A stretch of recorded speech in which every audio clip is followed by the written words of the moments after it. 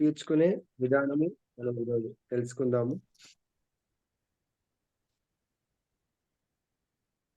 శ్రీమద్ భాగవతము తృతీయ స్కందము 23వ అధ్యాయము దేవహుతి పరితాపము 51, 52 ఈ 2 శ్లోకాల ద్వారా తెలుసుకుందాం మనం. దేవహుతి ఉవాచ సర్వం తద్ భగవాన్ మహ్యం ఉపోవాహ ప్రతి శ్రుతం అతాపి మే ప్రపన్నాయ అభయం దాతుమర్హసి. 52 బ్రహ్మన్ దుహితృభిస్తుభ్యం విమృగ్యాః పతయః సమాః కశ్చిత్సాన్మే విశోకాయ త్వయి ప్రవ్రజితే వనం. తాత్పర్యం భాష్యం శ్రీల ప్రభుపాదులు రచించారు. ఓం అజ్ఞానతిమిరాంధస్య జ్ఞానాంజనశలాకయ చక్షురున్మిలితం యేన తస్మై శ్రీగురవే నమః.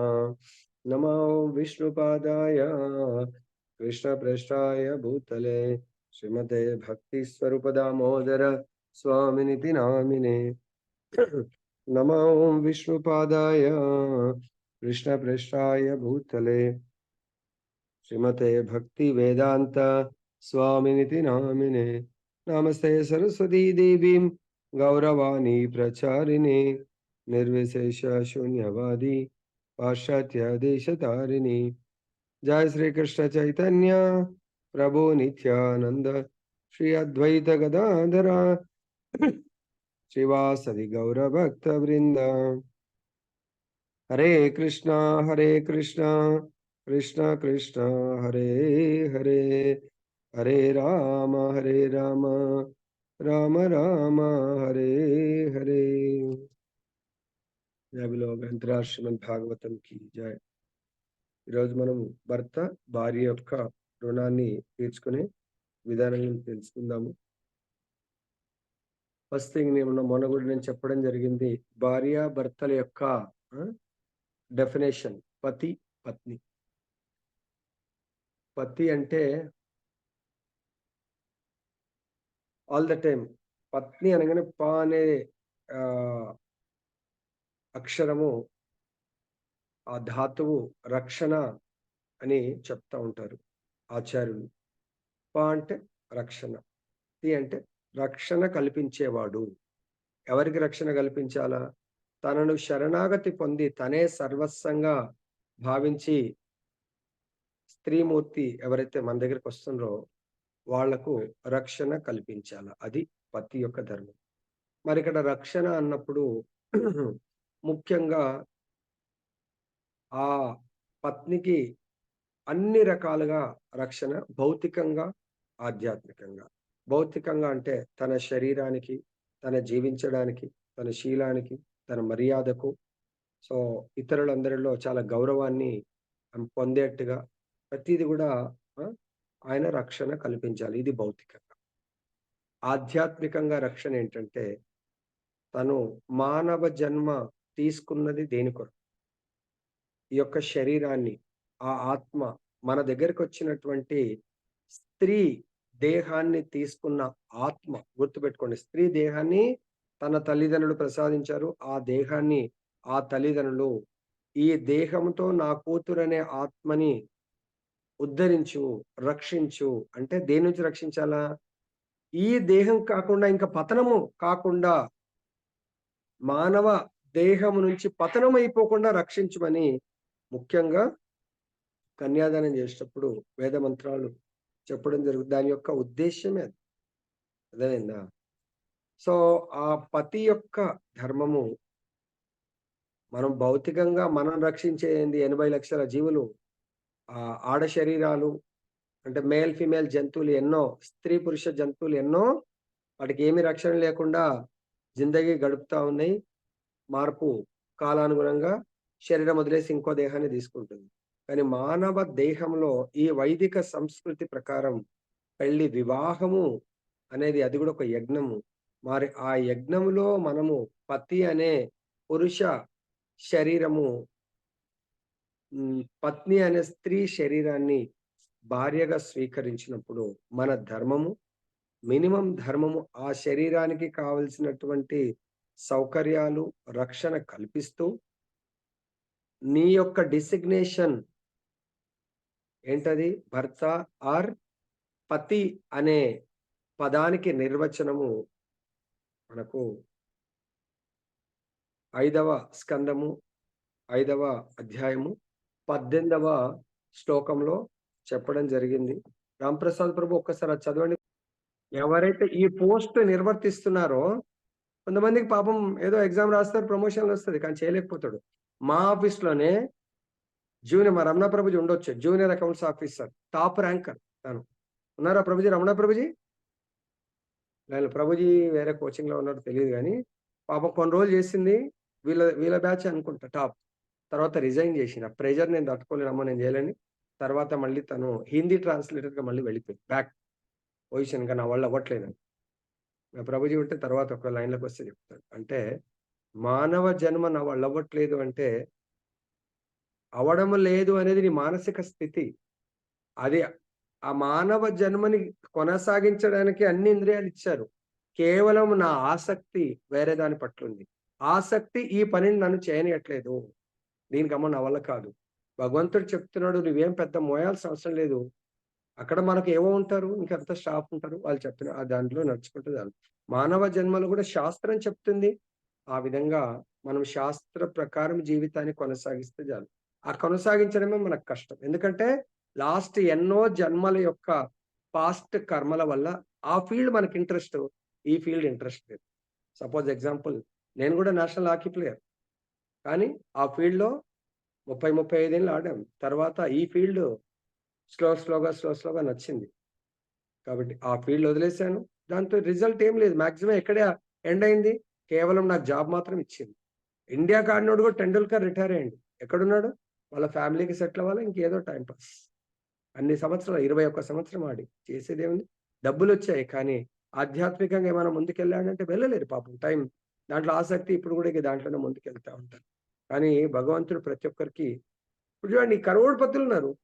వాళ్ళు భర్త మంచి సుఖపెడతాడు. చాలా డబ్బులు సంపాదిస్తాడు. కానీ ఆ భర్త పోస్ట్‌కు రాజ్యాంగం, భగవత్ రాజ్యాంగం అంటే భగవద్గీత, భాగవతం. ఈ రాజ్యాంగం ప్రకారం నువ్వు నడుస్తున్నావా లేదా? నడవకపోతే మన ప్రమాణ స్వీకారాలు అందరూ చేసినప్పుడు రాజ్యాంగం ప్రకారం దానికి అనుగుణంగా నేను నా యొక్క విద్యుక్త ధర్మాన్ని చేస్తానని ఏదో ప్రమాణ స్వీకారంలో ఆ పదమైతే యూజ్ చేసిర్రు అనుకుంటున్నాను. మరి ఇక్కడ మనం మానవ జన్మ తీసుకునేటప్పుడంట తల్లి గర్భంలో మనం ప్రమాణం చేస్తామండి. నేను రాజ్యాంగ ప్రకారం అంటే భగవంతుడి యొక్క రాజ్యాంగం శాస్త్ర ప్రకారమే తల్లి గర్భంలోంచి బయటకు రాగానే, స్వామి నన్ను బయటకేసేయి, బయటకు పంపియ్యు. నువ్వు చెప్పిన విధంగా నడుచుకుంటాను, నువ్వు చెప్పిన విధంగా నడుచుకుంటాను.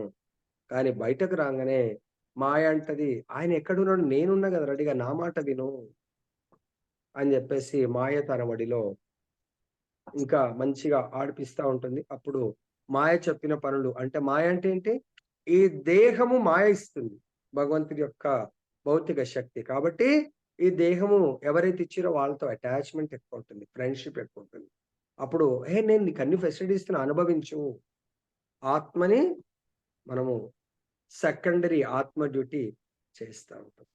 కాబట్టి పత్తి అంటే ఇందాక అర్థమైంది అనుకుంటున్నాను బహుశా.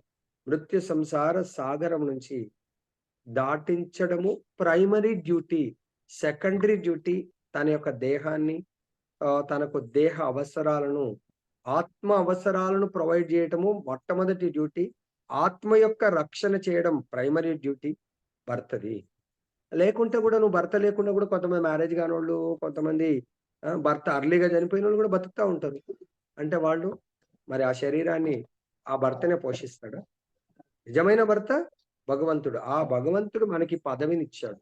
ఈ పురుష శరీరాన్ని, ఆహ్, భర్త అనే పోస్ట్‌ని, తర్వాత తండ్రి అనే పోస్ట్‌ని, కొందరికి ఆహ్, బంధువులనే పోస్ట్, ఇవన్నీ గూడా ఫ్రెండ్ అనే పోస్ట్ మనందరికీ ప్రసాదించాడు. Post, multi post. ఇప్పుడు కొందరు మినిస్టర్స్ ఒకే పోస్ట్ గాకుండా, ప్రైమ్ మినిస్టర్ ఉన్నాడనుకోండి, 5, 6 పోస్టులు తన దగ్గర పెట్టుకుంటాడు. సీఎం గాడు 5, 6 పోస్టులు పెట్టుకుంటాడు. అలానే మనకు మాతాజీలకు గూడా అంతే, చాలా పోస్ట్. తల్లి అనే పోస్ట్ ఉంటుంది, భార్య అనే పోస్ట్ ఉంటుంది, ఇంకెన్నో రిలేషన్స్. కానీ అక్కడ వాళ్ళకు వాళ్ళని రక్షించే పదవిలో ఒక తల్లి పోస్ట్ మాత్రం రక్షించాలా? ఏం పదం అది? పితాన సస్యాత్ జననీన సస్యాత్. మీరందరు తల్లులు. కానీ ఏ తల్లి మరి ఆ బిడ్డల గురించి వాళ్ళు కొట్టుకొని పోతున్నారని ఆలోచిస్తున్నారో లేదో నాకు తెలియదు. ఆలోచిస్తే మాత్రం ఖచ్చితంగా అప్లై చేస్తారు ఈ యొక్క శ్లోకం. అండ్ ఇప్పటికి హండ్రెడ్స్ ఆఫ్ టైమ్స్ చదివిపిచ్చాను ఉంటాను నేను బహుశా. కానీ ఎవరు కూడా అంత సీరియస్‌గా ప్రయత్నం చేస్తున్నట్టు అనిపించట్లేదు. ప్రయత్నం చేస్తే తప్పకుండా సఫలీకృతం అవుతారు. అదే వాళ్ళ చదువుల గురించి ఇంకా దేని గురించో ప్రయత్నం చేస్తారు, చదివిపిస్తారు.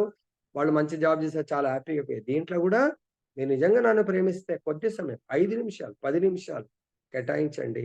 సెంటిమెంట్‌లో వాళ్ళని పెట్టండి. ఎవరు గూడా అంత ఫోర్సింగ్ లేదు కాబట్టి భర్త భార్యను రక్షించాలా. ఏ విధంగా? ఆమెని ఈ ఒకే జన్మలో భగవద్ధామం పంపియాలా.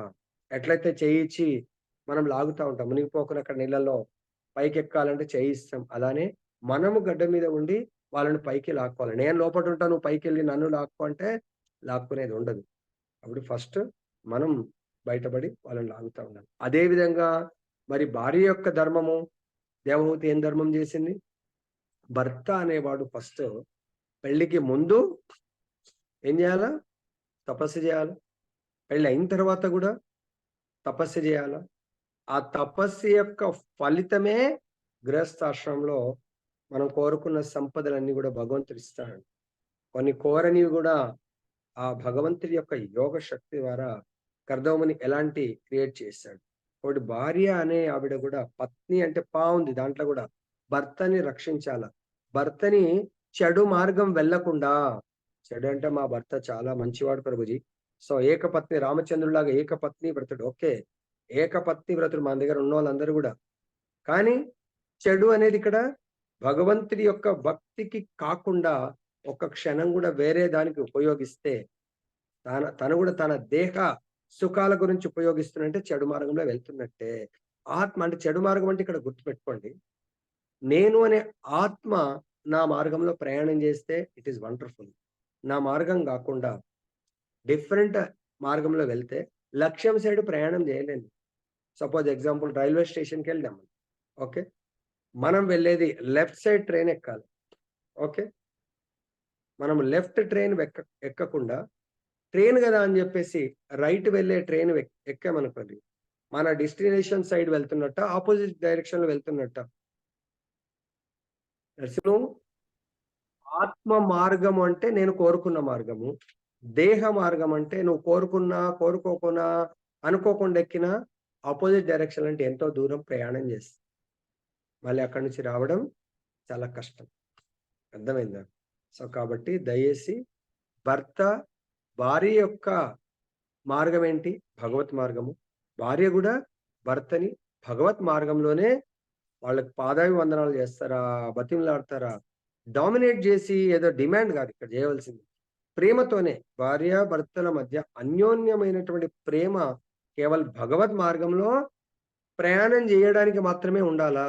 భౌతిక సుఖాలు కోరికల కొరకైతే ఎన్ని కోరికలు తీర్చినా నెక్స్ట్ డే ఓకే, మళ్ళీ ఎక్కడో ఒక కోరిక తీర్చకపోవడం వల్ల మళ్ళీ క్లాష్ వస్తూ ఉంటుంది. అదే భగవంతుని సెంటర్ ఆఫ్ ద పాయింట్ పెట్టుకొని మీరు అన్యోన్యమైనటువంటి జీవితం గడిపితే ఇద్దరు ఒకరికొకరు ప్రొటెక్ట్ చేసుకోగలుగుతారు. దేని ద్వారా ప్రొటెక్షను? భగవంతుడి ద్వారా మనం ప్రొటెక్ట్ చేసుకోగలుగుతాము. సరే, ఇక్కడ చూస్తాము. ఓకే, అర్థమైంది అనుకుంటున్నాను. భార్య భర్త యొక్క డెఫినేషన్, ఇంకా వాళ్ళ యొక్క కర్తవ్యాలు ఏంటి, భర్త రుణం. అసలు మరి రుణం అంటే ఏంటి? భార్య ఎటువంటి సేవలు చేయాలా, దానికి ప్రతిఫలంగా భర్త ఎటువంటి రుణానుబంధాన్ని తీర్చుకోవాలి. మామూలుగా అయితే గుర్తుపెట్టుకోండి, ప్రారబ్ధ కర్మ ప్రకారము మీరందరూ భర్తలకు భార్యగయ్యారు. భర్తలు ప్రారబ్ధ కర్మ ప్రకారము ఆ స్త్రీ దేహానికి భర్తగా మారారు. కాబట్టి మీరు చేస్తున్న భౌతికమైనటువంటి కర్మలన్నీ కూడా మీ ప్రారబ్ధ కర్మ ప్రకారమే సేవ చేస్తున్నారు. ఇక్కడ భర్తలు కూడా మా భార్యకి ఎంత చేసినా విశ్వాసం లేదు, అది కేవలం ఆమెకు రుణం ఉన్నది కాబట్టి ప్రారబ్ధ కర్మ ప్రకారం చేస్తున్నారు. నిజంగా రుణానుబంధాన్ని తీర్చుకోవాలంటే కర్దముని ఏం చేశారు, ఉత్తమ భక్తులు ఏం చేశారు, మనం ఏం చేయాలనేది చూసుకోండి. దేవహూతి పలికిన, ఓ స్వామి, నాకు చేసిన వాగ్దానములన్నింటినీ మీరు నెరవేర్చి ఉండిరి. ఆయన ఎన్నో మాటిచ్చారు. ఆ మాటలన్నీ కూడా మనం కూడా భార్యలకు వాళ్ళు అడుగుతారు. కొన్ని అడగకున్నా కూడా మనం వాళ్ళకు సర్ప్రైజ్ బర్త్‌డే ఏమి అడగదు. కానీ సర్ప్రైజ్ గిఫ్ట్ తెస్తా ఉంటాం. మ్యారేజ్ డేకి తెస్తా ఉంటాం. ఇంకేదో పండగలకు ఏదో లేకుంటే అనుకోకుండా వాళ్ళని టక్కన ఎక్కడో తీసుకెళ్తా ఉంటాం. ఇవన్నీ గూడా భౌతికంగా భౌతిక కాన్షియస్ ఉంది. సో, ఏవండీ సినిమాకి పోదామంటది. ఓకే. ఇంకేడ ఊరికి వెళ్దామంటది. ఓకే. కారు మామూలుది కోరుకుంటే మంచి కారు 10,00,000 కారు కొంటాం. ఓకే. కోరికలు తీరుస్తా ఉంటాం. ఏవండీ మీరు స్వామి నాకు చేసిన వాగ్దానములన్నిటిని మీరు నెరవేర్చి ఉండిరి. అయినను శరణు జొచ్చిన అట్టి దానను కనుక అభయత్వమును కూడా మీరు నాకు పొసగవలసి ఉన్నది. సో, ఇక్కడ అభయత్వాన్ని అంటే ఎవరైతే శరణాగతి పొందుతారో, ఆ శరణాగతి పొందినప్పుడు మనం గూడా కన్యాదానం ఇచ్చినప్పుడు మనం గూడా మాటిస్తామండి ఆమెకు. అభయం అంటే నేను సర్వకాల సర్వ అవస్థలయందు ఈ శరీరంలో కొన ఊపిరి ఉండే వరకు తనను రక్షిస్తాను. కాబట్టి నేను మీకు శరణుజొచ్చాను. కాబట్టి మీరు అభయత్వమును కూడా అంటే భయము లేనటువంటి అభయత్వాన్ని నాకు అభయాన్నివ్వండి. భయరాహిత్యాన్నివ్వండి. పొసగవలసినది అది మీ బాధ్యత, మీ ధర్మము అని గుర్తు చేస్తుంది. ఇదందరూ మీరు గూడా మీ భర్తలకు గుర్తు చేయండి. స్వామి మీరు నాకు అభయాన్నివ్వండి, భయరాహిత్యాన్నివ్వండి. మరసలు భయం అంటే ఏంటి? మామూలుగా అయితే నేనున్నా నీకెందుకు రాత్రి 12 గంటలకు గూడా నేనున్నా గదా! సరే మీరుంటే సరే ఇంక నేను నాకేం గావాలంటారు. ఆల్ ద టైమ్ ఆయన బాగున్నాడు, మనమున్నాం బాగున్నాం. సపోజ్ ఆయన మనల్ని రక్షించలేనటువంటి పరిస్థితి వచ్చిందనుకోండి. ఆ పరిస్థితే మనం కంప్లీట్‌గా అన్‌కాన్షియస్‌లో ఉన్నాం. ప్రభుజీ మా ప్రభుజీ నేనంటే ప్రాణం ఉన్న ఆస్తంతా ఖర్చు పెడతాడు. ప్రాబ్లమ్ లేదు. ఓకే. ఆస్తి ఖర్చు పెడతాడు. నేను మళ్ళీ జీవించి వస్తాను అనడానికి ఆశతో ఖర్చు పెడతాడు. కానీ మన డివోటిస్ట్ అనే ఒక నిజంగా సంఘటన జరిగింది. ఒక మాతాజీ చాలా సిక్ అయిపోయారు. అసలు కరోనాలో. హాస్పిటలైజ్ అయ్యారు నెల రోజులు. అప్పుడు మన క్లాసులు జరుగుతా ఉన్నాయి. ఆమె ఇంకా ఇంపాసిబుల్ ఆమె గురించి మనం గూడా ప్రే చేసాం. ఇంపాసిబుల్ అనుకున్నాం. కానీ ఎలా రికవర్ అయిందో వాళ్ళ హస్బెండ్ ఆయన ప్రేయర్స్ వలన దేని వలనో మొత్తానికి ఆమె మొత్తం కంప్లీట్ ఆక్సిజన్ మీదనే ఉన్నది. బతికి బయటకొచ్చింది.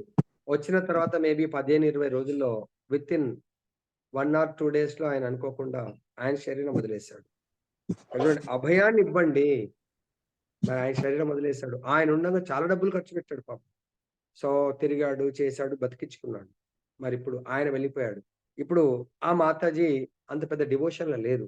మరిప్పుడు ఏమన్నా అవుతే ఆమెకు అభయాన్ని ఎవరిస్తారండి? ఎవరిస్తారు? మళ్ళీ అటువంటి సిట్యుయేషన్ వచ్చింది. ఎవరు కాపాడుతారు? కాబట్టి ఇక్కడ అంటుంది నాకు అటువంటి అభయత్వాన్ని భయరాహిత్యాన్ని ఎవరివ్వగలుగుతారు? భజహురే మన శ్రీనందనందన అభయ చరణరవిందరే. భగవంతుడి యొక్క పాద పద్మాలు మనకు అభయాన్నిస్తాయి. అభయ చరణార విందాలు ఎవరి? భగవంతుడి యొక్క పాద పద్మాలు మనకు అభయాన్ని ఇవ్వగలుగుతాయి. మరి అటువంటి పాద పద్మాలను మనము ఉన్నా లేకున్నా మన భార్యామణులకు ఇవ్వాలి. అప్పుడు మాత్రమే మనం నిజంగా భర్త పోస్టుకు తగినటువంటి వాళ్ళం. నెక్స్ట్ భాష్యం. నిర్భయత్వము నొసగమని దేవవతి తన భర్తను అర్థించినది. భార్యగా ఆమె భర్తకు పూర్తిగా శరణము నొందినట్టిది. ఇక భార్యకు అభయము నొసగుట అనున్నది భర్త యొక్క బాధ్యతయే. తనపై ఆధారపడిన వానికి మనుజుడు ఏ విధంగా అభయత్వము నొసగగలడో శ్రీమద్ భాగవతంలోని పంచమ స్కందము పేర్కొనబడినది. మృత్యు భయం నుండి భయపడజాలని వాడు పరాధీనుడే. అతడు గురువు గాని, భర్త గాని, బంధువు గాని, తండ్రి గాని, తల్లి గాని కారాదు. తన ఆధీనత యందున్న వానికి నిర్భయత్వము నొసగుట అధికారి కర్తవ్యము. కనుక తండ్రిగా, తల్లిగా, గురువుగా, బంధువుగా లేదా భర్తగా ఎవరి బాధ్యతనైనా స్వీకరించుటకు మనుజుడు తన సంరక్షణ అందున్న వానికి భౌతిక అస్తిత్వపు భయంకర పరిస్థితి నుండి ముక్తి నొసగు బాధ్యతను స్వీకరింపవలసి ఉండును. భౌతిక అస్తిత్వము ఎల్లప్పుడూ భయావహము దుఃఖపూర్ణము అయి ఉండును. కనుకనే దేవవతి తన భర్తతో యోగ శక్తిచే సమస్తములగు భౌతిక సౌకర్యములను మీరు నాకు ఒసగిరి. నిష్క్రమించుటకు మీరిప్పుడు సిద్ధపడి ఉన్నందున ఈ భౌతిక బద్ధ జీవనం నుండి నేను ముక్తిని బడెసడి చివరి వరదానమును కూడా తప్పక ఒసగవలసిందని పలికెను. సో దేవహూతి భౌతికంగా ఎన్నో నాకు ప్రసాదించారు. కాబట్టి ఇంకా నా లాస్ట్ మీరెళ్ళిపోతే నన్ను ముక్తి పథంలో నడిపించే వాళ్ళు ఎవరు? కాబట్టి ఫైనల్‌గా నాకు ముక్తిని ప్రసాదించండి అని వేడుకుంటున్నా. సో ఇక్కడ భగవంతుడు భాగవతం 5.5.18 ప్రకారము ఈ భౌతిక ప్రపంచంలో భర్త మెయిన్ రోల్స్ తల్లి, తండ్రి, వారి ద్వారా సంతానము, ఆ సంతానము మళ్ళీ కొన్ని రోల్స్ భార్య, భర్తగా, తర్వాత దాంట్లోంచే ఒకరు ప్రభుజీ మ్యూట్ చేయండి ప్రభుజీ. ఇంతమంది ఉన్నారు మ్యూట్ చేయలేకపోతున్నారు ఏంటి? చేస్తున్నాను కానీ వెంటనే అన్మ్యూట్ అవుతున్నారు గురుజీ. ఫోన్ చేయండి ప్రభుజీ, వాళ్ళు ఎవరు?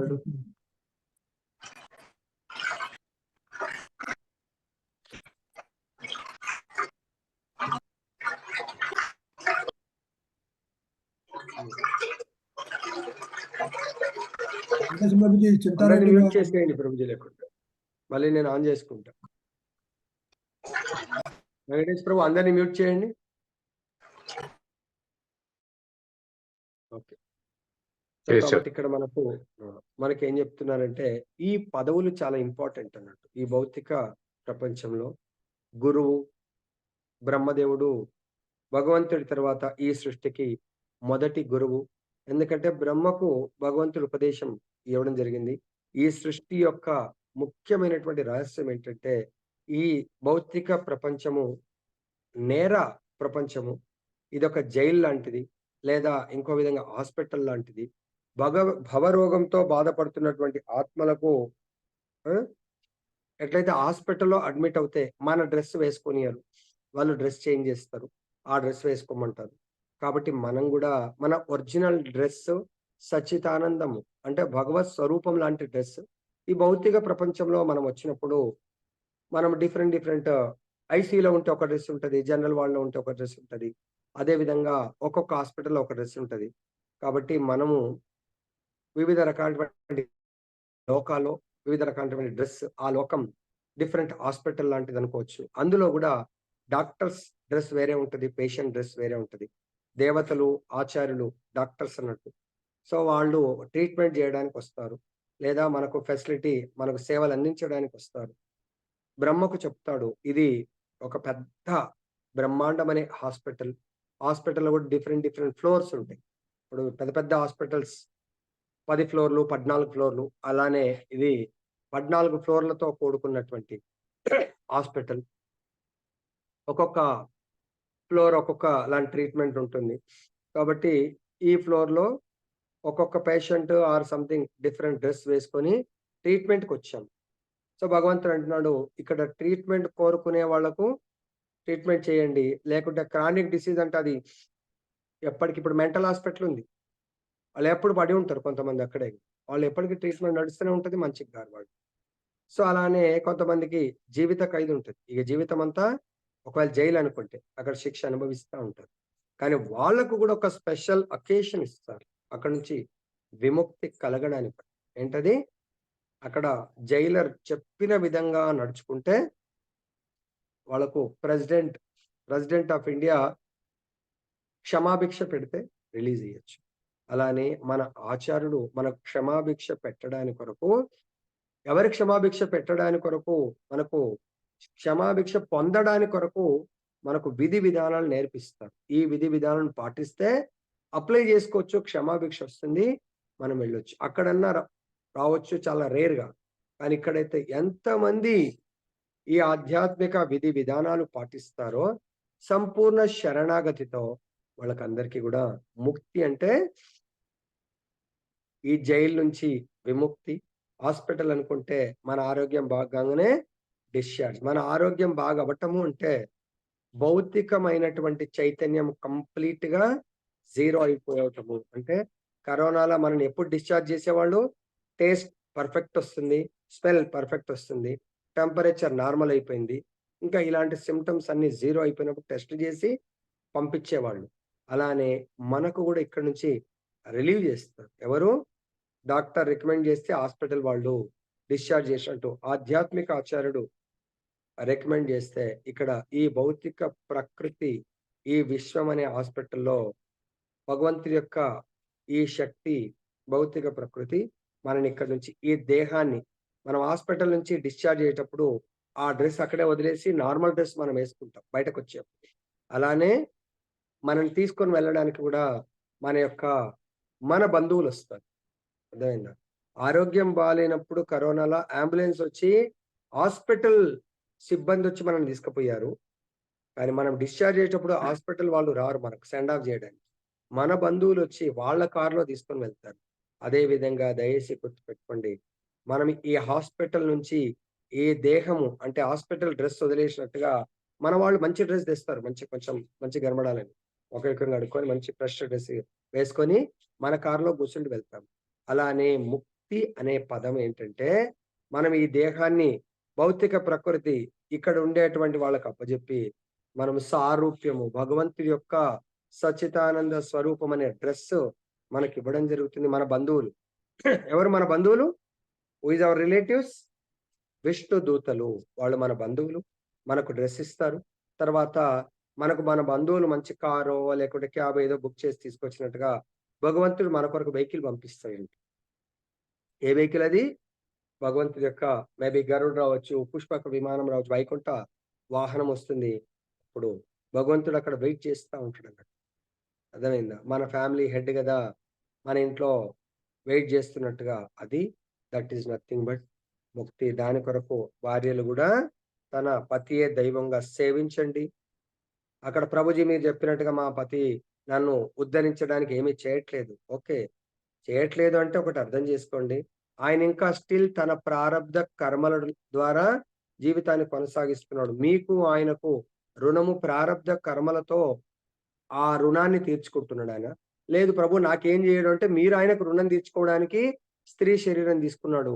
ఆ రుణాన్ని అప్పుని తీర్చుకోవడానికి కొరకు పూర్వకాలము అప్పులు ఏ విధంగా ఉండేవంటే జమీందారులు ఒకడికి ఎవరైనా వాళ్ళ సేవకుడు అప్పిచ్చిరంటే వాడి జీవితం అంతా వాళ్ళ ఇంట్లో ఊడిగం చేయాలంట. సేవ చేయాలి. తర్వాత ఆ అప్పు ఎప్పటికి తీరేది కాదు. వాడి కొడుకు చేయాలా, మనవడు చేయాలా. అటువంటి బానిసత్వం నుంచి ప్రవేశంలో విముక్తి కల్పించారు. పూర్వకాలం అలా రాజరికం అలా ఉండేదని. కాబట్టి ఇక్కడ గుర్తుపెట్టుకోండి. మన రుణానుబంధం ప్రారబ్ధ కర్మాల మీరు తీర్చేదన్నా ఉండొచ్చు. ఆయన తీర్చేదన్నా ఉండొచ్చు. లేదంటే మీరు 10% మీరు 90% ఉంటే ఆయనది 10% ఉండొచ్చు. కొన్నిసార్లు ఆయన కూడా రెసిప్రొకేషన్ అవుతాడు. ప్రభుజీ నేను ఎప్పుడు సేవ చేయాలా అని ఏదో కొద్దిపాటి. ఇక్కడ దానికి నెగెటివ్ తీసుకోకండి దయచేసి. ఇవన్నీ గూడా ఈ దేహంతో రుణాన్ని తీర్చుకోవడానికి వచ్చాము. కానీ శాశ్వతమైనటువంటి రుణానుబంధం ఎప్పుడు కట్ అవుతుంది అంటే, మనం గూడా తల్లి గర్భంలోంచి వచ్చినప్పుడు, మనకు తల్లికి ఇంకా గూడా బంధం ఉంటుంది. అది తల్లి గర్భంలో ఉన్నంత వరకు ఆ బంధంతోనే జీవిస్తుంది బిడ్డ. కానీ ఒకసారి తల్లి గర్భంలోంచి బాహ్యమైనటువంటి ఈ ప్రకృతి ఒడిలోకి ఆ జీవొస్తారో అప్పుడు ఆ బంధాన్ని తెంచేస్తారా లేదా? ఆ బంధం అలానే ఉండనంటారా? ఏ తల్లి అన్నా? ఉంటే నడవదు గదా! తెంచేయాల. ఎందుకు? ప్రకృతి ఒడిలో అదే విధంగా మనము భౌ ఆధ్యాత్మిక ప్రకృతి ఒడిలోకి మనం వెళ్ళాలంటే ఈ బంధాన్ని తెంచేయాలి. అదేమో సంతోషంగా తెంపేయమంటారు. ఏ తల్లని తీయంగానే "ఏ ఉండని మేమిద్దరం కలిసే ఉంటాం" అంటారా? అనరు. ఈవెన్ కవల పిల్లలకు కొన్నిసార్లు తలలు, కొన్నిసార్లు చేతులు ఏదో జాయింట్ అయితే గూడా కొంతకాలం తర్వాత సర్జరీ చేయాలా, ఆపరేషన్ చేయాలంటారు. కాబట్టి ఇంత సింపుల్ లాజిక్స్ ఉండంగా మనం అర్థం చేసుకోలేకపోతున్నాం. మనది గూడా ఈ దేహ బంధము గూడా తల్లి గర్భం నుంచి దేహ బంధాన్ని ఎలా కట్ చేస్తామో, మనం గూడా ఈ దేహాత్మ బుద్ధి బంధాన్ని కట్ చేసి దేవహూతి అదే అడుగుతుంది. స్వామి మీరైతే ఆనందంగా వెళ్తున్నారు. నేను గూడా కాదనలేకపోతున్నాను. ఓకే. ఎందుకంటే మనం అందరం గూడా ఈ భౌతిక బంధమే. బంధం నుంచి ఏదో ఒక రోజు వెళ్ళిపోవాలి వెళ్ళండి. కానీ నాకు ఆధ్యాత్మిక బంధాన్ని ప్రసాదించి వెళ్ళండి అని అడుగుతుంది. అర్థమైందా? నెక్స్ట్ శ్లోకంలో చూద్దాం మనం. ఓ బ్రాహ్మణోత్తమ మీ పుత్రికలకేమున్నది? తగిన వరులను పొంది వారు తమ నెలవులకు పోగలరు. కానీ మీరు సన్యాసిగా నిష్క్రమించిన పిమ్మట నన్నెవరు ఓదార్చగలరు? చూడండి. మీరు వెళ్ళిపోతే వీళ్ళ యొక్క ఏదో కింద మీద పడి నేనేదో కార్యాన్ని చేస్తాం అనుకుందాం. వెళ్ళిపోయేటప్పుడు ప్రతి తల్లికి ఆ యొక్క శోకం ఉంటుంది. కుమార్తెలు వెళ్ళిపోతున్నప్పుడు. నేను ఒంటరిగా నన్ను ఇంక ఆదుకునేదెవరు? నన్ను రక్షించేదెవరు? ఓదార్చేదెవరు? అని చెప్పేసి ప్రశ్న ఇస్తుంది. నెక్స్ట్. తండ్రియే వేరొక రూపమున కుమారుడు కాగలడని చెప్పబడుచుండును. కనుకనే తండ్రి మరియు తనయుడు అభిన్నులు. అనగా పుత్రుడు కలిగి ఉన్నట్టి విధవరాలు నిజమునకు విధవరాలు కానే కాదు. భర్త యొక్క ప్రాతినిధ్యమును ఆమె కలిగి ఉండటయే అందులకు కారణము. కాబట్టి భర్త యొక్క ప్రాతినిధ్యము అన్నారు. మనం నిన్న గూడా మనకు శాస్త్రాల్లో చెప్పడం జరిగింది అని చెప్పాను. ఏంటి? స్త్రీ ప్రతి ఆత్మ తన ప్రారబ్ధ కర్మను అనుభవించడానికి 84 లక్షల్లో ఏదో ఒక దేహాన్ని తీసుకుంటుంది. మానవ జన్మ అనేది చాలా ఉత్తమమైన జన్మ. దుర్లభం మానుషం జన్మ. మనుష్య జన్మ దుర్లభం అంట. కాబట్టి ఈ జన్మని వేస్ట్ చేసుకోకండి. అంటే ఈ దేహాన్ని మనుష్య దేహం భోగించడానికి కాదు. సో, భోగింప చేయడాని కొరకు. మనుష్య జన్మ భోగింపజేయడాని కొరకు. ఎవరిని భోగింపజేయాలా? భగవద్గీతలో ఏం మాట్లాడుతున్నారు ప్రభుజీ? కాబట్టి ఇక్కడ దయచేసి భగవంతుడి యొక్క ప్రాతినిధ్యము ఎవరు? సంతానం అంటున్నారు. మరి భగవంతుడి ప్రాతినిధ్యం అంటే మన అబ్బాయి మొత్తం భౌతిక ప్రకృతిలో ఫుల్‌గా ఎంజాయ్ చేసేవాడు భగవంతుడి ప్రాతినిధ్యం ఎలా అవుతాడు? కానీ ఇక్కడ ఏం కోరుకుంటుంది తెలుసా? నాకు మీరు ఎంత గొప్ప భక్తుడో అటువంటి మీ యొక్క రక్షణలో నాకు 100% సేఫ్. మరి అటువంటి కుమారుణ్ణి మీ అంత రక్షణ కలిగించేటువంటి కుమారుణ్ణి ప్రసాదించండి. దీన్ని బట్టి మన గ్రూప్‌లో ఎవరన్నా పెళ్లి గాని అమ్మాయిలుంటే వాళ్ళు నేర్చుకోవచ్చు. పెళ్లి చేసుకోబోయే ముందు నాకు భగవంతుడి యొక్క అంటే నాకు ఈ మృత్యు సంసార సాగరం దాటించేవాడే భర్త కావాలి. తర్వాత నన్ను ఆధ్యాత్మిక మార్గంలో నడిపించేవాడే భర్త కావాలా? లేదంటే భౌతిక సుఖాలు ఆయనిచ్చేదేంది? మీ ప్రారబ్ధ కర్మ బట్టి ఆయన మీకనివ్వచ్చు. మీరే జాబ్ చేసి ఆయనను నడపొచ్చు. మీ యొక్క ప్రారబ్ధ కర్మ ఆయనను కూర్చునబెట్టి నడిపేది ఉంటే మీరే నడిపిస్తా ఉంటారు ఆయనని. అర్థమైందా? అది మీ యొక్క ప్రారబ్ధ కర్మ. ఒరిజినల్‌గా మన శాస్త్రంలో ఏం చెప్తారు? ఆచార్యులు ఏం చెప్తారంటే, మనం మొత్తం చరిత్రలో చూస్తే స్త్రీలు ఎప్పుడు కూడా సంపాదన చేయవలసిన అవసరం లేదండి. భర్త ఏమన్నా యాచక వృత్తి చేసినా పర్వాలేదు గానీ, ఆయననే సంపాదన చేసి స్త్రీ ఆ గృహాన్ని గుడిగా మలుచుకునే ప్రక్రియలలోనే నిమగ్నమై ఉండాల. ఎంత వస్తే కూడా అంత దాంట్లో ఓకే. ఇది శాస్త్రం చెప్తుంది. అర్థమైందా? కాబట్టి కానీ కలియుగంలో అంతా కూడా పరిగెడతా ఉన్నారు. కాబట్టే కలియుగంలో భగవంతుడికి శరణాగతి ఇద్దరు పొందలేకపోతున్నారు. ఆ భర్త కూడా ఈమెని భగవంతుడి యొక్క ముక్తి మార్గంలో ఇప్పుడు డివోటీస్ చాలా మంది మానేపిస్తున్నారు. ఇద్దరేం చేయట్లేదు. అడ్వైట్ టెంపుల్ ఎవరైతే నాకు తెలిసి ట్రైనింగ్ అంటే సీరియస్ డివోటీస్ వద్దొద్దు అవసరం లేదు. చాలా మంది ఇంకా ప్రభుజీస్ కూడా రిజైన్ చేసి ఫుల్ టైమ్ టెంపుల్‌లో కొంతమంది సేవ చేస్తా ఉన్నారు.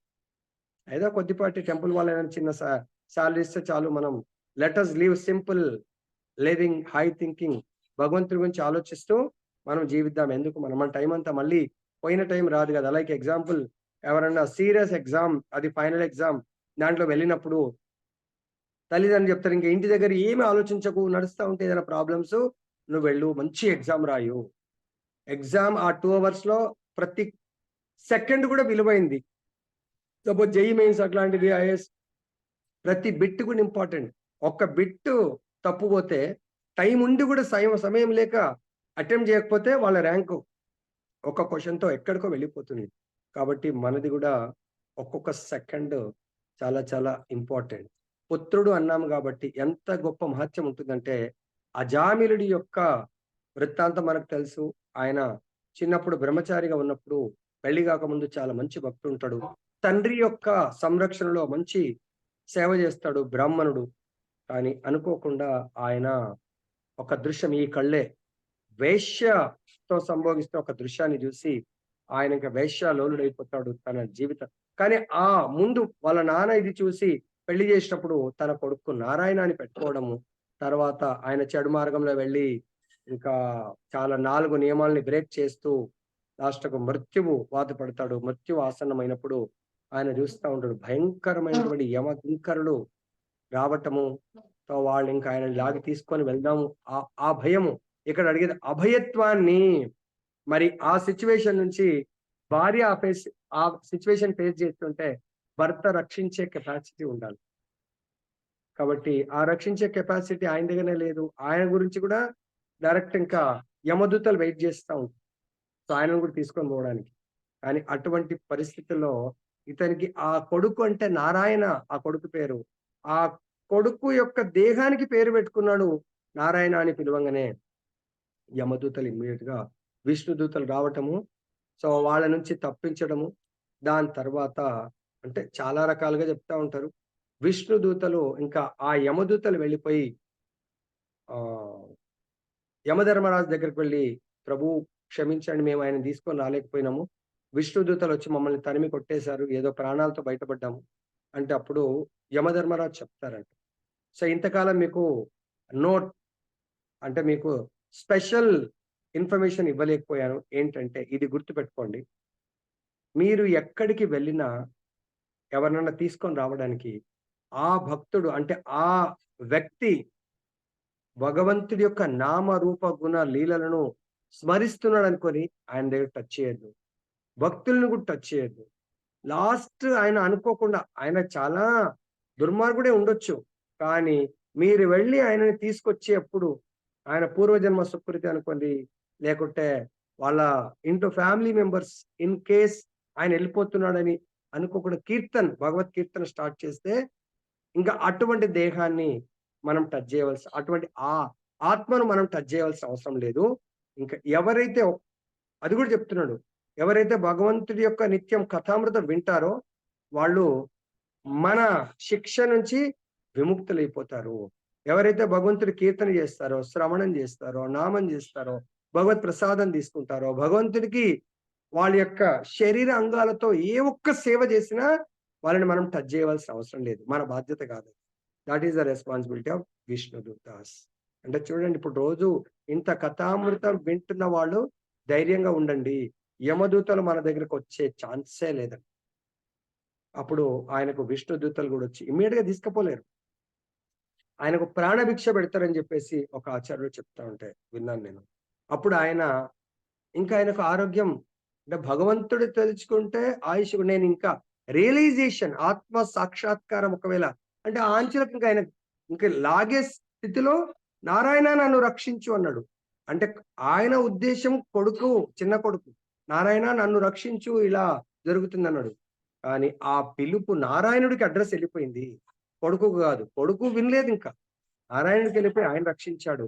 అప్పుడు అనుకుంటున్నాడు నా కొడుకు రక్షించలేదు. చూస్తా ఉన్నాడంట సాక్షాత్ భగవంతుడి యొక్క విష్ణుదూతలు రక్షించారు. కానీ వాళ్ళు ప్రాణభిక్ష పెట్టి వెళ్ళిపోగానే తత్క్షణమే ఆరోగ్యం కూడా బాగైంది.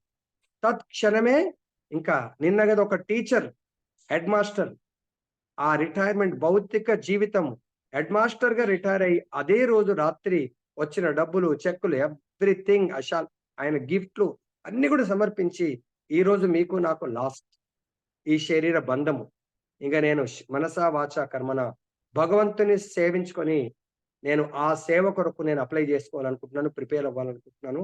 భగవత్ రాజ్యంలో నాకు పోస్ట్ కావాలి. ఇక్కడ అయిపోయింది, ఇక్కడ మాక్సిమం అని అక్కడ అజామిలుడు కూడా ఇంకా అన్ని కూడా పిల్లలకు వదిలేసి తను సంపూర్ణంగా సన్యాస జీవితం అంటే సంపూర్ణంగా భగవత్ శరణాగతి జీవితం స్వీకరించి భగవద్ధాం వెళ్తాడని చెప్పేసి. అంటే ఇక్కడ మనం భక్తుల యొక్క ఆ టర్నింగ్ పాయింట్లను మనం అర్థం చేసుకోవాలి. ఇక్కడ మనం కూడా దీని ద్వారా దేవోతి కోరుకుంటుంది, నీ ప్రతినిధిని నాకు ప్రసాదించు. నీ యోగ శక్తితో మొత్తం ఒక డిఫరెంట్ వరల్డ్ నే క్రియేట్ చేశావు.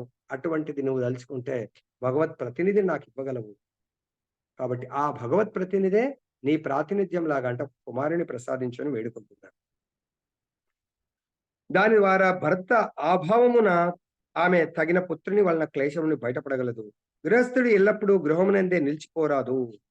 చూడండి, మనం కూడా ఇప్పుడు అందరు వింటున్నారు. ఇది గృహస్థుడు అంటే ఆ 4 గోడల మధ్య భార్య బిడ్డలు ఇది కాదు. గృహములోనే నిలిచిపోకూడదు. మరి ప్రభుజీ భార్యను వదిలేయాలి, ఎందుకు వదిలేస్తారండి? భార్య బిడ్డలతో కూడా గృహము దాటి బయట ఎంజాయ్మెంట్ కొరకు కాదు వెళ్ళాల్సింది, భగవంతుడి యొక్క దర్శనం, భగవత్ సత్సంగంకి వెళ్ళండి అది చెప్తున్నాడు. గృహస్థుడు ఎల్లప్పుడు గృహంలో నిలిచిపోరాదు. కొడుకులకు, కుమార్తెలకు వివాహము జరిగిన పిమ్మట అతడు భార్య యొక్క బాధ్యతను కొడుకులకు ఒసగి గృహస్థ జీవనంను విరమించవలెను. ఇది పురుషుడి యొక్క ధర్మం. మరి వాళ్ళు నాన్న నువ్వు నీ భార్యను నువ్వు పోషించాలని ఈ రోజుల్లో అంటారు. మేమెందుకు ఆ యొక్క భారాన్ని స్వీకరిస్తాం. తల్లి భారంగా మారుతుంది. కలియుగ స్వభావం. దీన్ని ఎవడు గూడా కలియుగంలో చాలా రకాలుగా మనకు చెప్తా ఉంటారు. అదేంటంటే ధర్మరాజు దగ్గర ఆ లీల గూడా చాలా సార్లు చెప్పాను. ధర్మరాజు కలియుగం ఇంకా ప్రారంభం అవ్వకముందు ఇదే లాస్ట్ ఇంక వాళ్ళది. ధర్మరాజు దగ్గరికి ఒకసారి భీమసేనుడు వస్తాడు.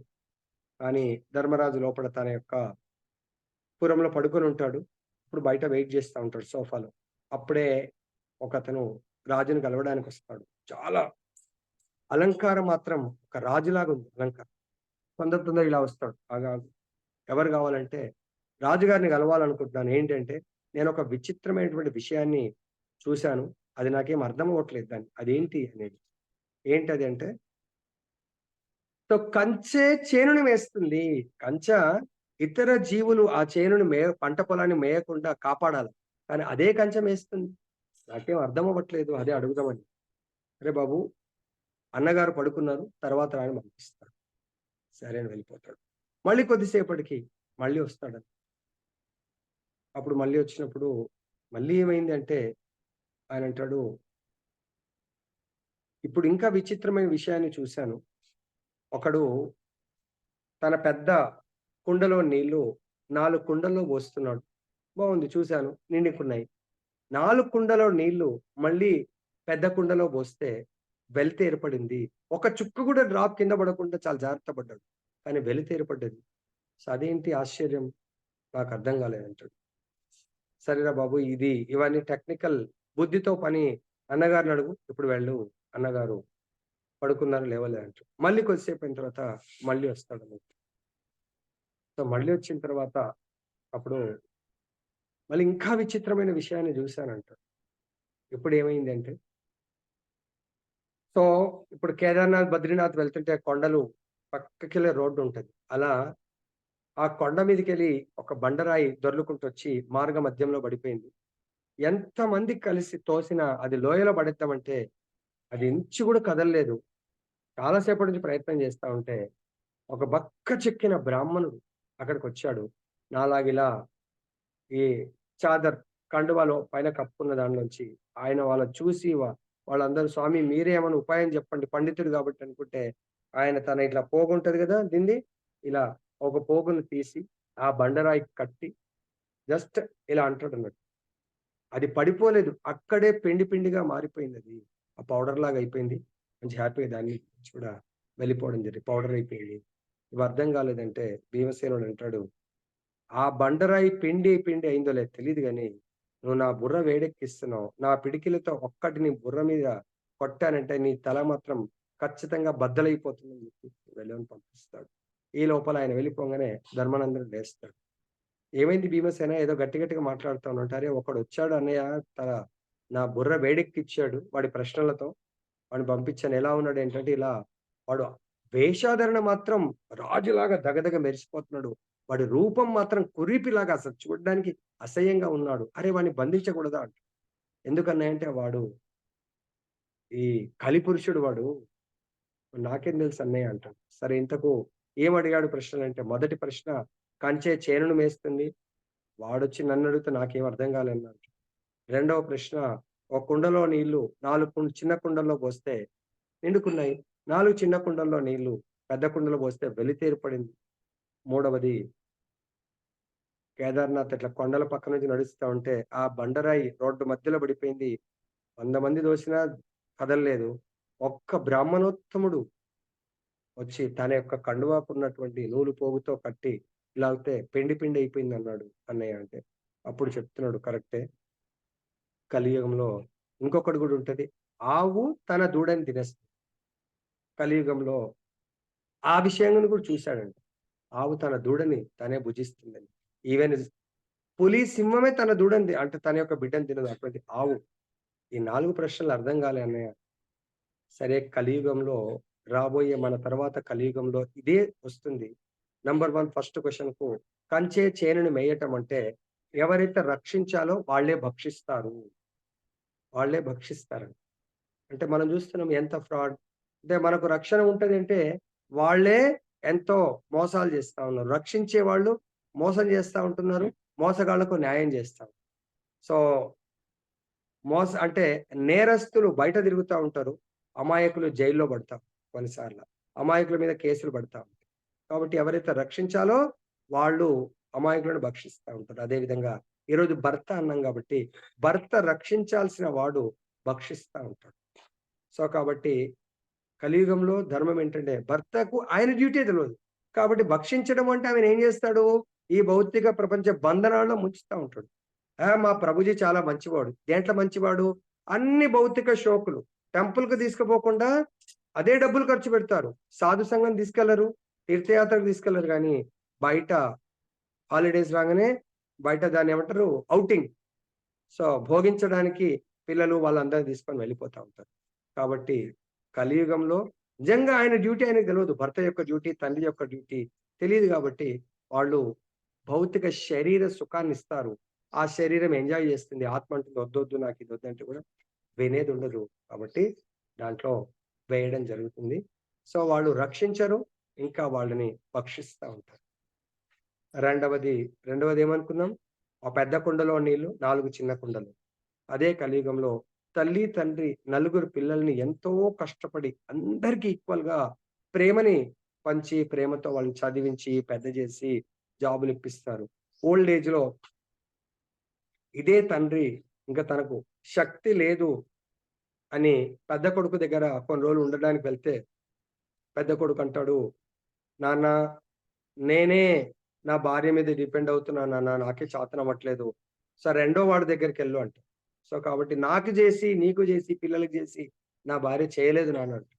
రెండో వాడి దగ్గరికెళ్తే, నాన్న నా జీతము చాలని జీతంతో నా భార్యను, పిల్లల్ని పోషించలేకపోతున్నాను నాన్న. సో, మళ్ళీ నువ్వొచ్చి నీ ఈ ఏజ్‌లో మందులు అవి ఇవి నేను నిన్ను భరించలేను నాన్న. మూడో వాడి దగ్గరికెళ్ళు. మూడో వాడి దగ్గరికెళ్తే వాడంటాడు, నాన్న నాకే సాలరీ లేదు. నా భార్య జీతం జేస్తే నేను, మా పిల్లలు పోషింపబడుతున్నాం నాన్న. కాబట్టి ఆమె జీతంతో నాకే సిగ్గుగా అనిపిస్తా ఉంది. నిన్ను గూడా పోషించమనడం బాలేదు నాన్న. నాలుగో వాడి దగ్గరికెళ్తే ఇల్లు లాక్. వాళ్ళ పక్కోళ్ళు కడితే, సార్ వాడు ఎప్పుడొస్తాడో, ఎప్పుడు వెళ్ళిపోతాడో తెలీదు సార్. వాడు ఆ! లాపతా ఉంటాడు సార్ అని జెప్తాడు. అంటే అప్పుడు తిరిగి మళ్ళీ తన గుడిసెకొస్తాడన్నట్టు. కాబట్టి ఇది కలియుగ స్వభావం. కాబట్టి కర్దమముని ఏం జేసిండు? అంత ఓల్డ్ ఏజ్ వచ్చే వరకు ఎవడి మీదనో డిపెండ్ గాకుండా తనే వదిలేసి భగవంతుడి మీద డిపెండ్ అవ్వడానికి వెళ్ళిపోయాడు. జడభరతుడు గూడా అదే విధంగా ఎళ్ళిపోతాడు. ఇంక నేను ఈ బంధాల్లో ఉండకూడదు. ఎందుకు అని జెప్పేసి వయసులో ఉన్నప్పుడే తను వెళ్ళిపోతాడు. భగవంతుని యొక్క సేవ జేస్తూ భగద్ధాం వెళ్ళిపోతాడు. కాబట్టి కలియుగంలో కానీ ఇంత చెప్పినా పిల్లలతోనే డిపెండెంట్. పిల్లల మీద డిపెండెంట్. వాళ్ళు మనం సంపాదించినన్ని రోజులు మన సంపాదన తీసుకుంటారు. ఎప్పుడైతే మన శక్తి జీరో అవుతుందో, వాళ్ళు ఎప్పుడు వెళ్ళిపోతాడని దేవుడికి ప్రే చేస్తాం. అది కలియుగ స్వభావం. ఒక్క తండ్రి జీవితమంతా వాళ్ళ కొరకే కష్టపడతాడు. కాబట్టి వాళ్ళ గురించి కష్టపడొద్దు. మన యొక్క బాధ్యత మట్టుకు కష్టపడాలా. మిగతా అంతా కూడా భగవంతుని సేవించాలి. వాళ్ళని కూడా సేవింపజేస్తే అప్పుడు నాన్న మా దగ్గరికి రా నాన్న, నా దగ్గర రా అని కోరుకుండేట్టుగా వాళ్ళకు విద్యా బుద్ధులు నేర్పించాలి. అటువంటి సంస్కారం ఇవ్వాలి. ఇంకా మూడవది ఏమనుకున్నాం మూడవది?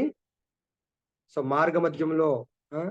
బండరాయి. దానికంటే ముందు ఇది ఆవు తన దూడనంటే కలియుగంలో చాలా మందికి వేరే కంట్రీస్‌లో మన దగ్గర ఉందో లేదో గానీ, కొంతమంది ఆ ప్రెగ్నెన్సీ ఉండేటువంటి అబార్షన్ ఆ పిండాన్ని గూడా చాలా కాస్ట్‌లీ దా ఆహ్, ఆహారంలాగా కొన్ని దగ్గరల తింటా ఉంటాడు. కానీ ఇప్పుడైతే ఇంకా కాలేదు గాని ముందు ముందు అలా గూడా వస్తుందండి. అసలా నాలుగవది ఈ పెద్ద బండరాయి అంటే, మన హృదయంలో ఎన్నో జన్మల నుంచి వస్తున్నటువంటి ఈ శత్రువులు అంటే, ఈ కల్మషాలు కలెర్దోషే నిధే రాజన్ దోషాలతో కూడుకున్నటువంటి ఈ కల్మషాలు ఒక నిధిలాగుంటాయి. ఆ నిధి అంటే పెద్ద బండరాయి. ఆ బండరాయిని తొలగించడం అనేది ఎటువంటి కర్మ వల్ల గూడా సాధ్యం గాదు. కేవలము చేతో దర్పణమార్జనం భవ మహాదావాగ్ని నిర్వాపనం. కేవలము హరినామం ద్వారా మాత్రమే దాన్ని పిండి పిండి చూర్ణము చెయ్యొచ్చు. మిగతా ఏ ప్రాసెస్ ద్వారా కూడా చేయలేమని మనకు చెప్తున్నారు. కాబట్టి ఇక్కడ మనకు అతడు భార్య యొక్క బాధ్యతను కొడుకులకు ఒసగి గృహస్థ జీవనమును విరమించవలెను. కాబట్టి మనందరం దాదాపు 50 క్రాస్ అయినోళ్ళం, 60 క్రాస్ అయినోళ్ళము. ఇప్పటికన్నా గూడా ప్రభుజీ మరి మమ్మల్ని వదిలిపెట్టమంటారా అని మీకు అనొచ్చు. అట్‌లీస్ట్ వదిలిపెట్టకున్నా ఇంట్లో అన్నా భాగవతం, కథామృతము, శ్రవణ కీర్తనలు ప్రారంభించండి. వారానికి ఒక్కసారన్నా మీ భర్తల్ని తీసుకొనే రండి. మరి మిమ్మల్ని రక్షించాలంటే మీ భర్త, ఇందాక పొద్దున చెప్పాను మా రాంప్రసాద్ ప్రభు ఉన్నారో లేదో తెలీదు గాని, స్విమ్మింగ్ భగవంతుడి యొక్క ఈ భవసాగరంలో భగవంతుడి యొక్క కథామృతం, భగవంతుడి యొక్క నామామృతం, భగవంతుడి యొక్క ప్రసాదామృతం, భగవంతుడి యొక్క సేవామృతం, వీటి ద్వారా మాత్రమే ప్రతి క్షణము. స్విమ్మింగ్ పూల్‌లో నీళ్లు ఇష్టం ఉన్నవాడు బయటకు రావడానికి ఇష్టం ఉండదంట. ఉంటదా? నీళ్లకు భయపడ్డవాడు మాత్రం లోపలికి దిగాలంటే వాడికి భయం ఉంటదంట. ఒక్కసారి లోపలికి దిగి ఫస్ట్ రోజు స్విమ్మింగ్, అమ్మో నేను దిగలేను అంటారు. ఒక రోజు, 2 రోజులు, 3 మెల్లగా కాళ్ళు అలా ఒక్కసారి స్విమ్మింగ్ నేర్చుకుంటే వాడంటాడు, "సార్ అయిపోయింది సార్ మీ అవర్ అయిందని." స్విమ్మింగ్ పూల్‌లో అయితే బెల్ కొడతాడు, బయటకు రండి" అని. వాడితోని మేనేజ్ చేసి కొంచెం ఫ్రెండ్‌షిప్ చేసుకొని బయటకొచ్చి మళ్ళీ నెక్స్ట్ అవర్ కూడా చేస్తాడు. అదే మన నదులల్లో, చెరువులలో అయితే మన ఇష్టం ఎంతసేపైనా చేయొచ్చు. అలాగే దయచేసి గుర్తుపెట్టుకోండి, ఈ భవసాగరంలో స్విమ్మింగ్ భగవంతుడి యొక్క కథామృతం, నామామృతం ద్వారా జీవించండి. కానీ స్విమ్ చేస్తూ జీవించండి. మునిగిపోతూ జీవించలేరు. అది ఆనందమయ జీవితం కాదు. తర్వాత హ్మ్. వేదయుతమగు సాంఘిక కట్టుబాటు అది. భర్త ఇంటి యందు లేనప్పుడు దుఃఖంలో నుండి ఉపశమనం కలిగించుటకు కనీసం ఒక మగపిల్లవాడు ఉండవలెనని దేవహూతి పరోక్షముగా అడిగినది. ఇచ్చట ఉపశమనం అనగా భౌతిక సౌఖ్యములని కాదు. చూసారా, దేవహూతి భౌతిక సుఖాలను ఎవ్వరు అనుభవించనంత ఇచ్చేసిండాయన. మనం కూడా ఇప్పటివరకు మన శక్తి కొలది ఎన్నో ఇచ్చాం. కానీ భార్యలు కూడా ఇప్పుడు కోరుకోవాల్సింది, మీరందరూ కూడా భార్యామణులు, స్త్రీ మూర్తులందరూ కూడా కోరుకునేదేంది? భర్త నుంచి భౌతిక సుఖాలు కోరుకోకండి. బంగారం అసలే పెరిగిపోయింది. బంగారము, నగలు, ఇంకేవేవో. అది కాదు నిజమైన బంగారము, నిజమైన జీవితము, ఆధ్యాత్మిక జీవితాన్ని కోరుకోండి. ఆధ్యాత్మిక జీవితం అంటే ఆధ్యాత్మికమైనటువంటి ప్రకృతి ఎక్కడుంటుంది, ఆధ్యాత్మిక వాతావరణం ఎక్కడుంటుందో దాన్ని కోరుకోండి. భగవంతుడి యొక్క భక్తుల సంఘంలో మనకు ఆధ్యాత్మిక వాతావరణం దొరుకుతుంది, అది కోరుకోండి. భౌతిక సౌఖ్యములు దేహంతో పాటుగా ముగియగలవు, కానీ ఆధ్యాత్మిక ఉపదేశము ఆ రీతి ముగియబోదు. అది ఆత్మతో పాటుగా కూడి ఉండగలదు.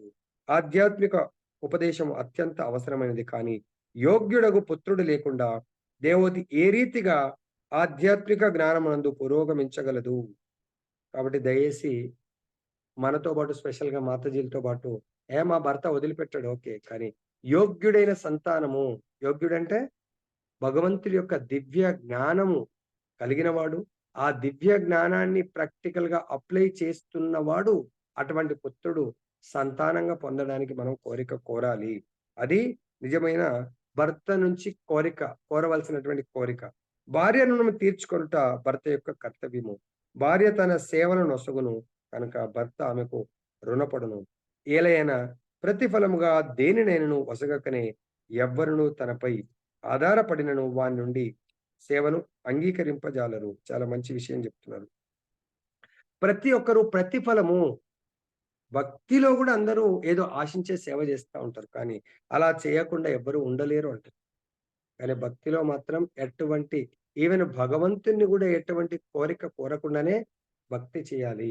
ప్రహ్లాద్ మహారాజ్ అంట అన్ని కష్టాలొచ్చినా ఒక్కసారి కూడా రక్షించమని భగవంతుని వేడుకోలేదు. ఎందుకు? భగవంతుడే తన దగ్గరున్నాడు. భగవంతుడి నామరూపంలో భగవంతుడు ఉన్న తర్వాత ఈ భౌతికమి ఇంకా ఆయనని చేసేదేముంటది. సో కాబట్టి ప్రహ్లాదుడు ఎప్పుడూ నన్ను రక్షించు ప్రభు అని వేడుకోలేదు. సో కాబట్టి ఇక్కడ కూడా మనము దేనిపైనను ఏలైన ప్రతిఫలంగా దేనినైనను ఒసగకనే ఎవ్వరును తనపై ఆధారపడిన వాని నుండి సేవను అంగీకరింపజాలరు. ఆధ్యాత్మిక ఉపదేశము నొసగకుండా గురువు తన శిష్యుని నుండి సేవను అంగీకరింపజాలడు. దయచేసి గురువు గారిని పిలిచి ఎప్పుడన్నా గురువు నుంచి ఏం స్వీకరించడానికి వరకు పిలవాలా? గురువుగారు మన ఇంటికి వచ్చారంటే అసలు గురువుగారిని మన ఇంటికి పిలవాలా వద్దా? దేని కొరకు పిలవాలా?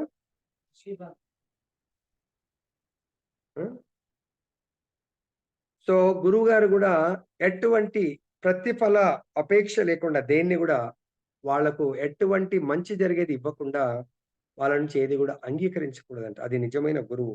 దాని గురించి కూడా అంటే చూడండి ఇక్కడ ఆధ్యాత్మిక ఉపదేశం నొసగకుండా గురువు తన శిష్యు నుండి సేవను అంగీకరింపజాలడు. తీసుకోవద్దు. దానికి ఒకసారి ఇంతకు ముందు కూడా చెప్పాను. సో ఒక 2 మినిట్స్ ఆ లీలతో మనం ఎండ్ చేద్దాము. అంటే ఎందుకు గురువు గారి యొక్క ధర్మము తనని నమ్ముకున్నటువంటి శిష్యుణ్ణి ఈ భవసాగరం నుంచి లిఫ్ట్ చేసి ఆధ్యాత్మిక ప్రపంచానికి పంపించడానికే అహర్నిశలు తప్పిస్తూ ఉండాల. కానీ ఆ విషయం శిష్యుడు అర్థం చేసుకోక సపోజ్ ఎవరినన్నా నీళ్ళలో మునుగుతున్న వాడిని రక్షించాలంటే చేయబట్టి రక్షించాలా? దేని బట్టి రక్షించాలా? జనరల్ గా స్విమ్మింగ్ చేస్తున్నప్పుడు ప్రతి స్పెషల్ అకేషన్ కు గురువు గారిని ప్రతి స్పెషల్ అకేషన్ కు ఆహ్వానించి ఆయనకు సన్మానం చేసి ఆయనకు సేవలు చేసి ఆయన ఒక ఆశీస్సులు తీసుకొని పంపిస్తాడు.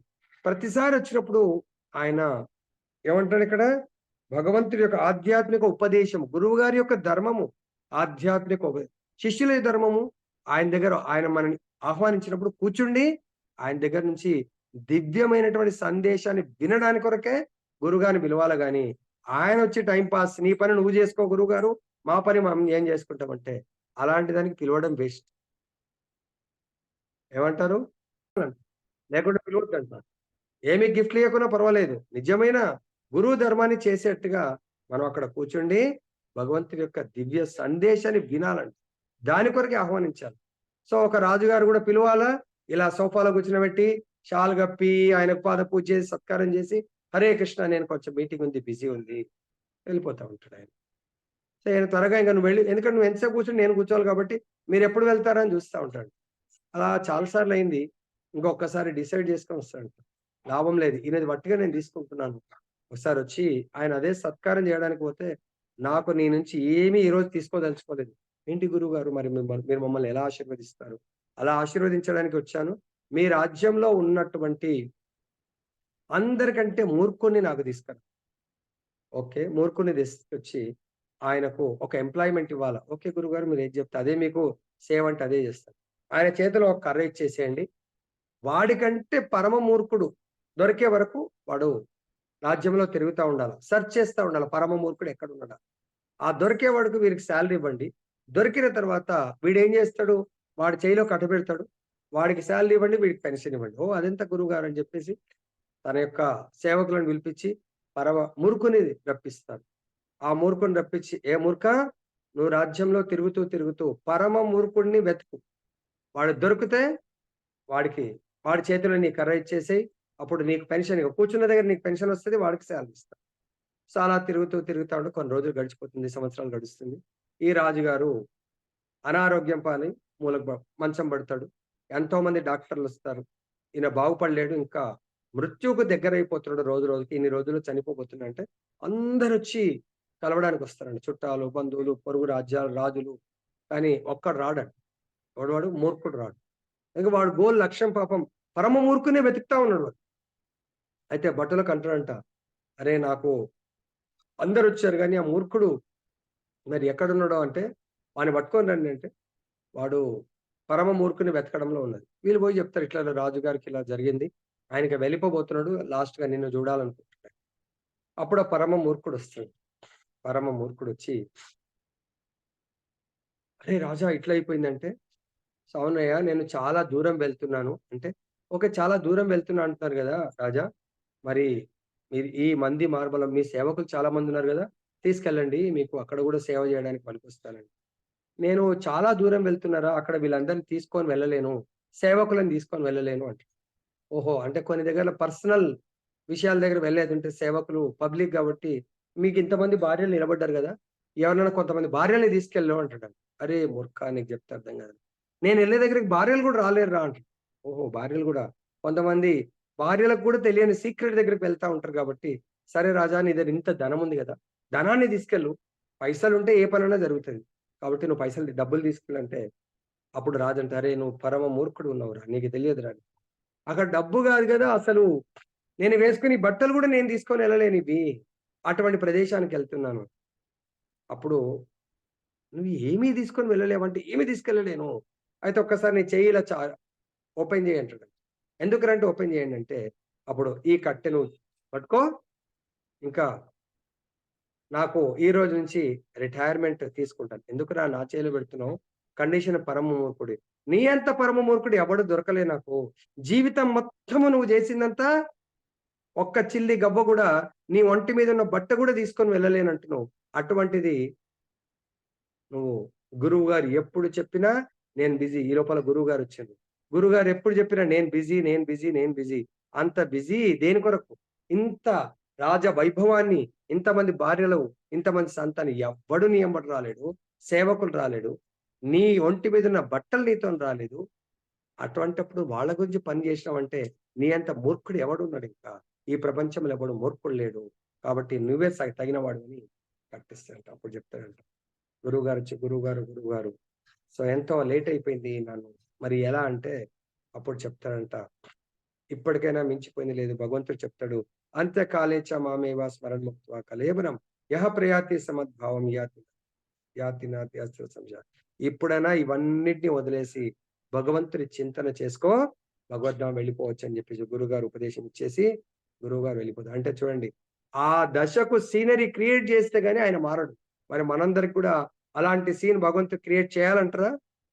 లేకుంటే ఇప్పటికైనా గుణపాఠం లెసన్ తెచ్చుకొని ఈ రోజు నుంచి మారదామంటారా? స్పెషల్లీ సీనియర్ సిటిజన్ ఎవరైనా కూడా ప్రహ్లాదుడు చెప్తాడు, కౌమారే ఆచరత్ ప్రజ్ఞో ధర్మాన్ భాగవతాన్ ఇహ దుర్లభం మానుష్యం జన్మ తదపి అధ్రువం. దుర్లభం. మనుష్య జన్మ దుర్లభము. ఏదైనా సాధించొచ్చు. మనిషి జన్మ గ్యారంటీ లేదు. కాబట్టి ఇప్పటికైనా చిన్న పిల్లలైనా, పెద్దవాళ్ళైనా, ముసలి వాళ్ళైనా ఇంకా ఇలా బంధాలతోని ఉండకండి. నేను లేకుంటే ఉండలేను ఆయనలాగా అయిపోతాం. ఆయనంటే ఆ శుద్ధ భక్తుడు వచ్చి రక్షించాడు. మనల్ని కూడా భాగవత రూపంలో భగవంతుడు రక్షిస్తున్నాడు.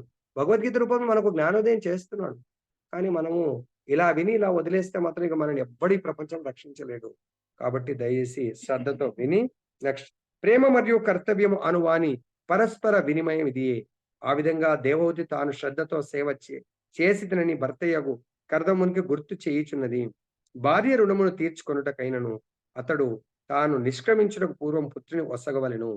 అనగా ఇంకను కొన్ని రోజులు లేదా కనీసము పుత్రుడు ఉదయించినంత వరకు గృహమునందే నిలుపుమని దేవోది తన భర్తను పరోక్షంగా పుత్రుడు జన్మించే వరకు ఉండమంటుంది. పుత్రుడి కళ్యాణము, పుత్రుల కళ్యాణము, లేకుంటే మనవల మునిమనవల పెళ్లి దాకా ఉండమనట్లేదు. కానీ మనం ఎక్కడ ఉన్నాం చూడండి. అందరు ఉన్నారు లైన్‌లా. ప్రభుజీ మా పిల్లల్ని పెంచాలా, మా పిల్లల పిల్లలు చేయాలి, పెళ్లిళ్ళు చేయాలి. ఇక మనం ఎప్పుడు ఉంటామా లేదా అనేది చూసుకోండి. కాబట్టి మీరు అనే ఆత్మల గురించి ఆలోచించుకోమని దేవహూతి మనకి హెచ్చరిస్తుంది. మీరు కూడా భార్యలు కూడా, తల్లులు కూడా మీ భర్తల్ని ముందుకు పంపండి. నాకేమొద్దు గిఫ్ట్. కేవలం నువ్వు సండే సత్సంగంకి వస్తే చాలు. కథామృత అదే నాకు గొప్ప గిఫ్ట్. విన్నారా సుధాలక్ష్మి మాతాజీ? భౌతిక ఎన్ని పోస్టులు నిర్వర్తించినా ఓకే. కానీ తన భర్త నిజంగా దీని ప్రకారము జీవిస్తే అది నా భర్త నాకు ఇచ్చేటువంటి వరము. కాబట్టి ఇంతటితో మనం ముగిద్దాము. హరే కృష్ణ. గ్రంథరాజ్ శ్రీమద్ భాగవతం की जय, श्री श्री राधारमन लाल की जय, जगन्नाथ बलदेव सुभद्रा माई की जय, गौर भगवान की जय, जगत गुरु श्री